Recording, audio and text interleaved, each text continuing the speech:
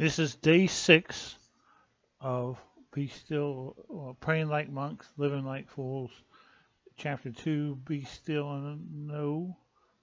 This is part 3, Unhurried Love. Jesus was intentional about his practice of stillness.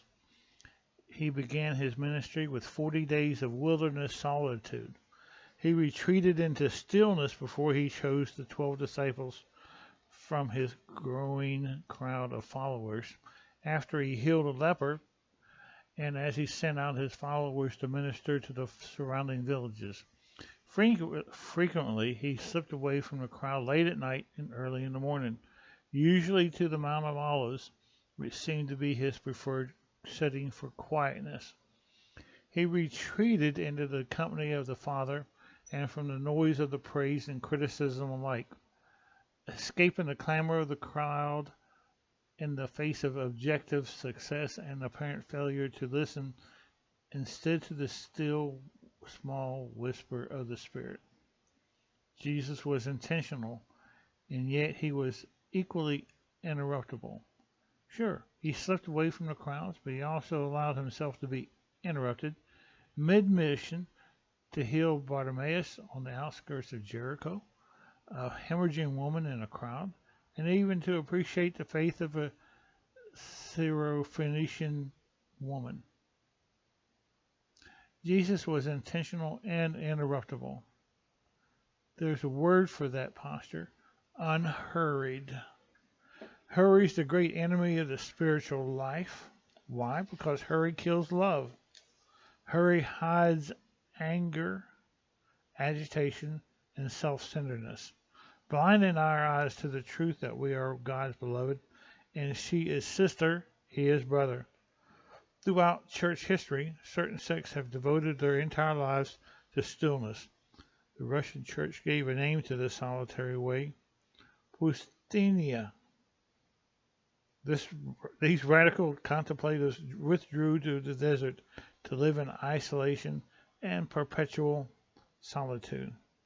They called themselves Pustiniki, a term meaning being with everybody, which seems like an odd title for solitary life.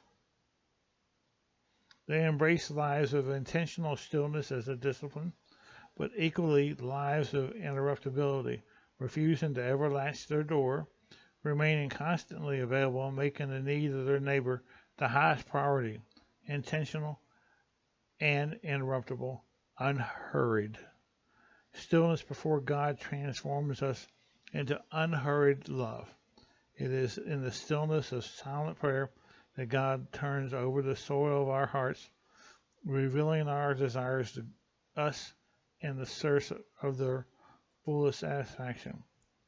When we stop moving, stop talking, and arrive present and quiet before God, he takes all of our distorted desires, distorted attachments, and codependencies and transforms them into love.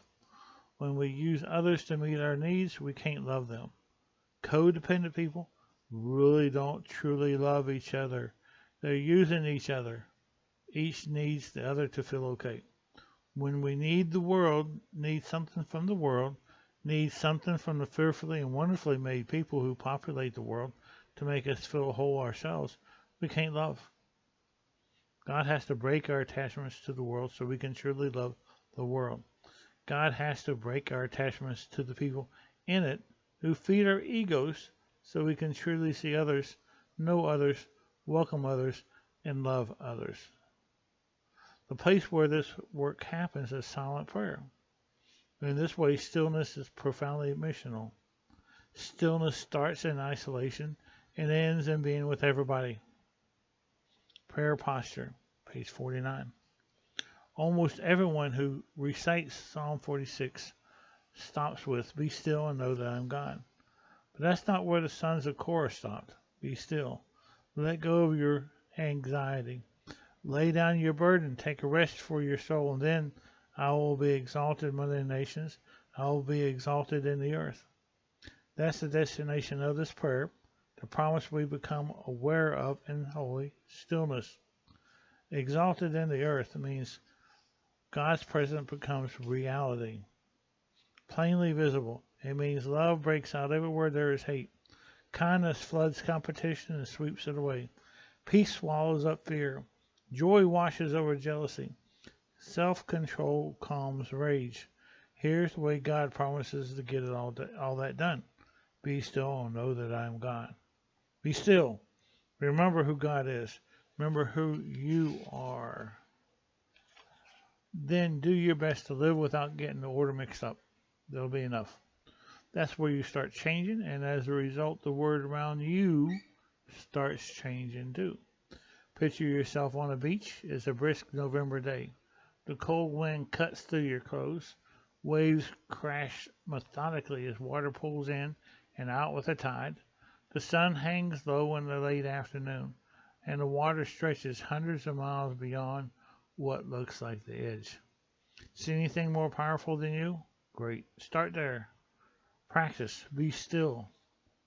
Many confuse stillness with waiting for revelation.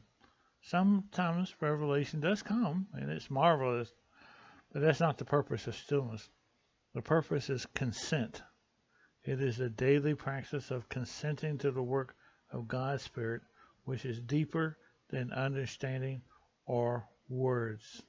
It is how deep calls to deep from our soul to His.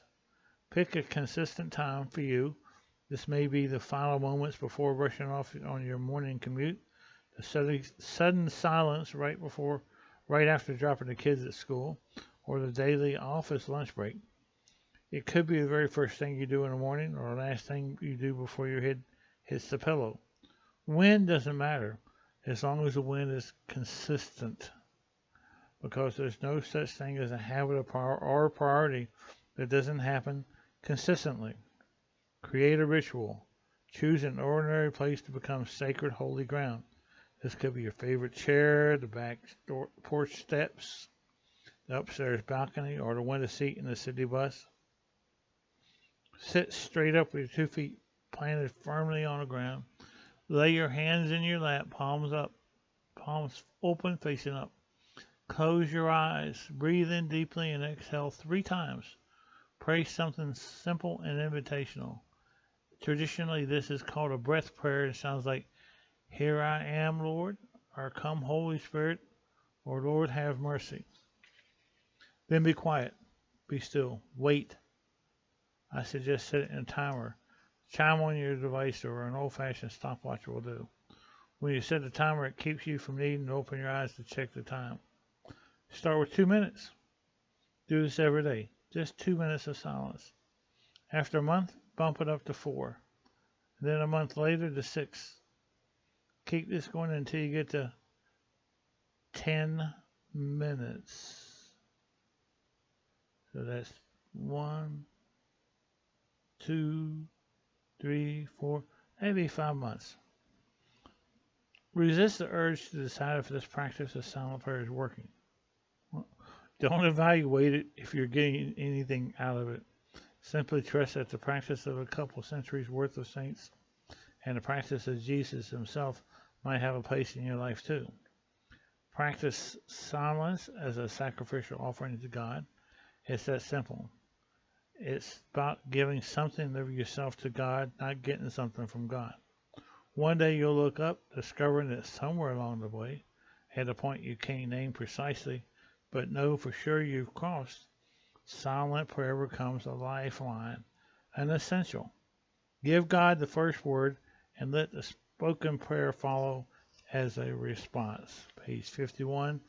That ends our reading for today, Thursday, June 15th at 1:49. God bless. See you tonight